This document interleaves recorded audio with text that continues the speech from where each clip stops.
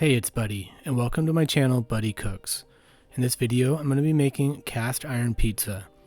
This is a good method for making great pizza without any fancy equipment, just a cast iron pan. We're going to start with making the dough. I've added a packet of active dry yeast to 3/4 of a cup of warm water, followed by mixing in a teaspoon of sugar to activate the yeast.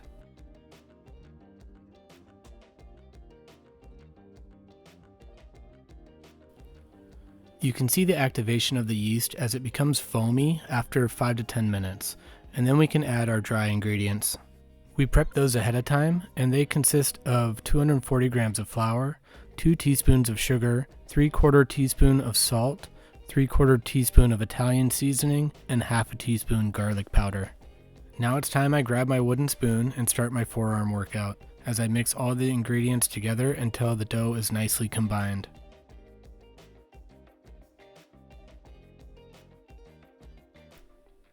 I use the back of the spoon and rotate the bowl about a quarter turn at a time. You could use a stand mixer if you have one, but I like to burn the extra calories before getting to the pizza.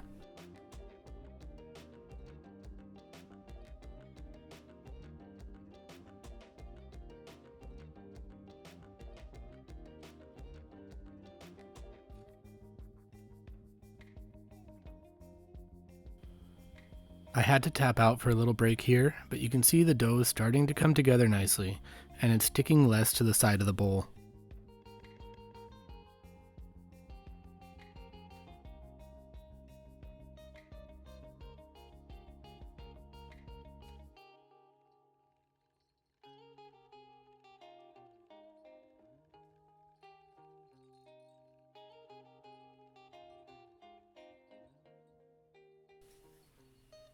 At this point, I'm happy with how the dough is looking, so next I need to get a nice bowl and coat the inside with olive oil to keep the dough from sticking and to keep it from drying out.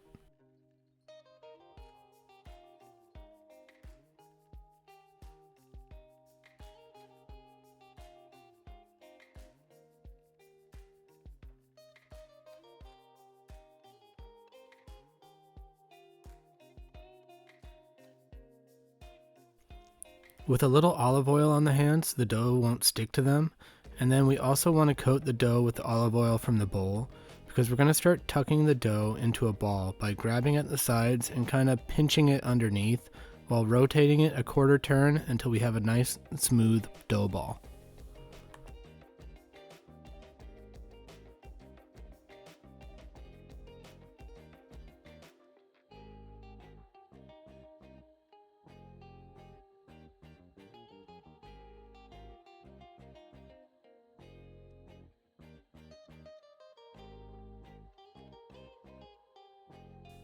Now I cover the bowl with plastic wrap, and we want to let our dough sit in a nice warm place about 90 to 100 degrees. So what I like to do is preheat the oven for a few minutes, and once it's warm, I turn it off, and then it should maintain that warm environment for quite a while. I set a timer to leave the dough for 20 minutes. You'll notice that I didn't do any kneading to the dough, and that's because instead I'm going to do this pull and fold method, which I prefer. In part because kneading the dough can be a sticky mess, and for me sometimes I introduce more extra flour than I would like. We give it a nice punch, and then I'm going to grab the side and pull it away and fold it back to the middle. We rotate and repeat until we've gone all the way around.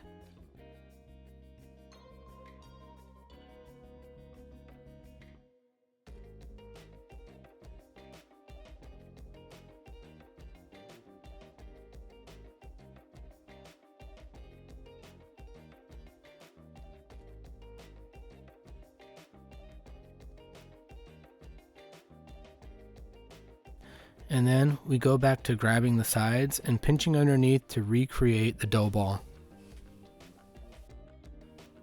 I will repeat this process 3 times, so every 20 minutes for an hour. Afterwards, I'll let the dough rest for a few hours before making the pizza, or if I'm making it ahead of time, you can put it in the fridge for up to a few days.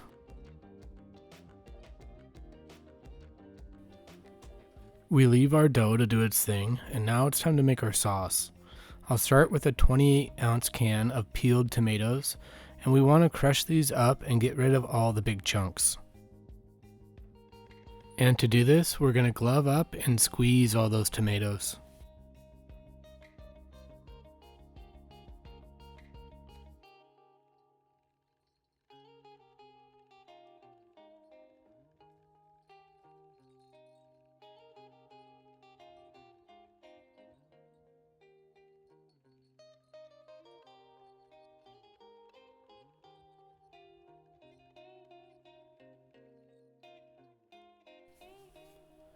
Next, I add a few tablespoons of olive oil to a pot, and I have minced 3 to 4 cloves of garlic, which we add to the oil and stir that for a minute or so before we add 1 or 2 teaspoons of oregano.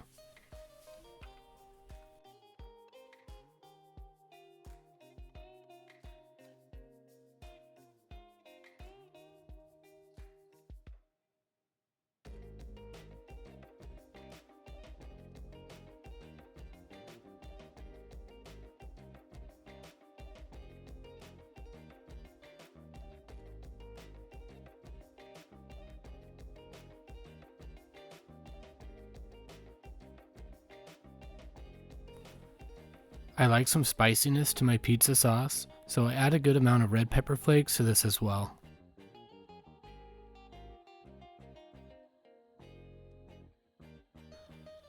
Now I add the tomatoes and try not to spill any like I did here. I'll stir everything together.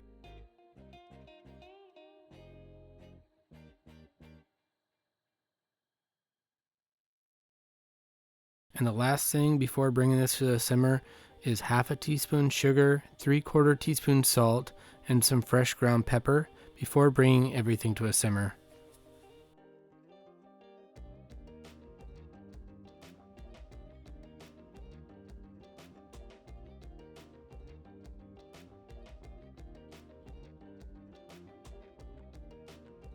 I let that sauce simmer for about an hour and then it's done.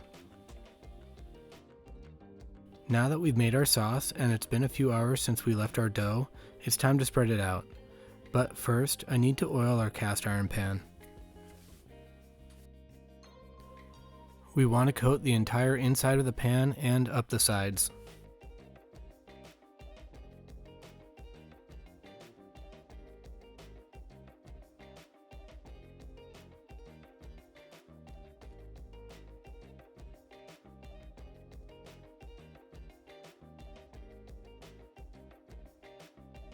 Now to stretch out our dough.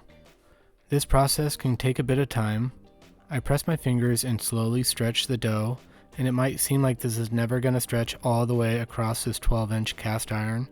But the trick is to stretch as much as it will go and then wait 5 or 10 minutes before coming back and repeating the process. That little rest in between will allow the dough to stretch further and thinner, which I like for my crust ratio at the end.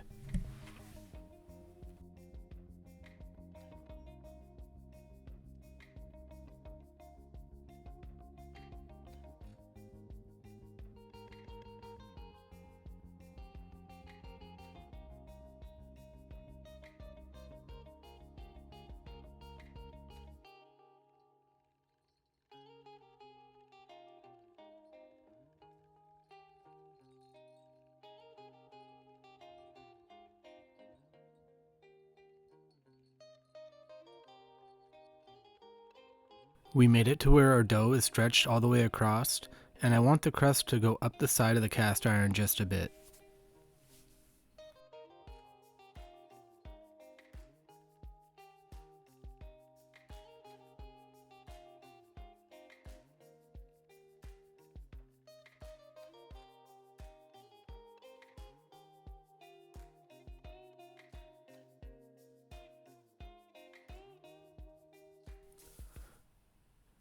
Now I'll add that sauce that I made earlier, and we want to spread that all over and even up to the very edge of the crust. We want good coverage, but don't overdo it.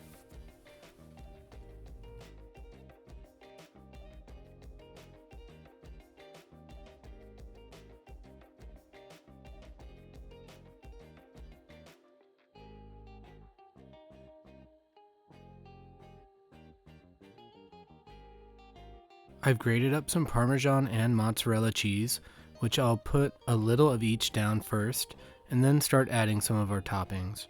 For this pizza we have bacon, pepperoni, bell peppers, jalapeno, and red onions.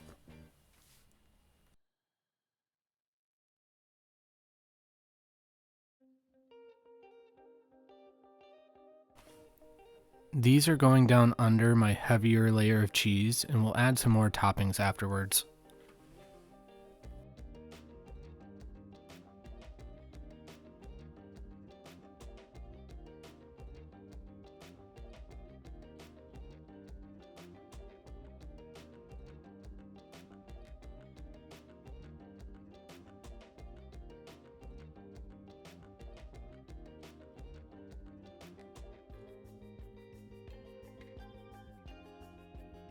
Now I'll put down most of the rest of the grated mozzarella, and we're going to go right up to the edges again. This creates a really nice crispy edge on the crust.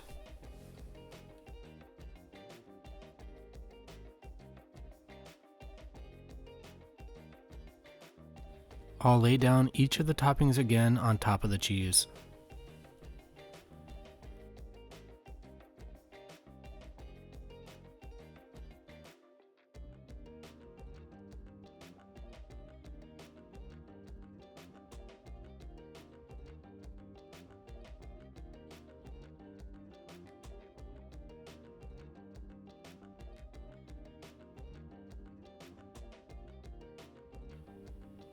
We then cover that up with what's left of the mozzarella and a bit of Parmesan, and our pizza is built.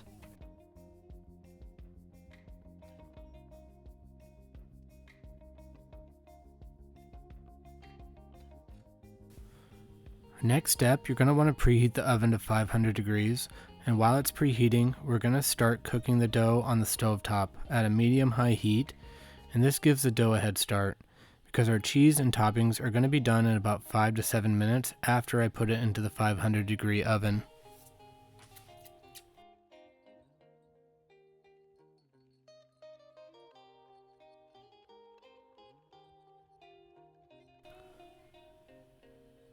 Alright, our pizza is finished, and all that's left is to get it out of this cast iron and slice it up.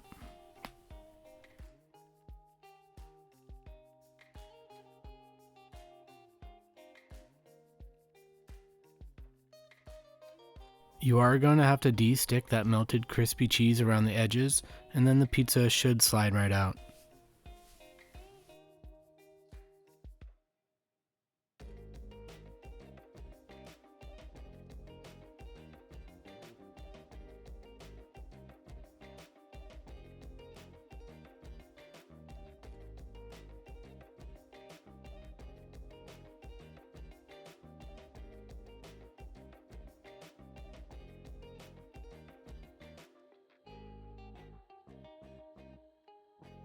Let's go ahead and take a peek at that crust. I'd say that came out just about right.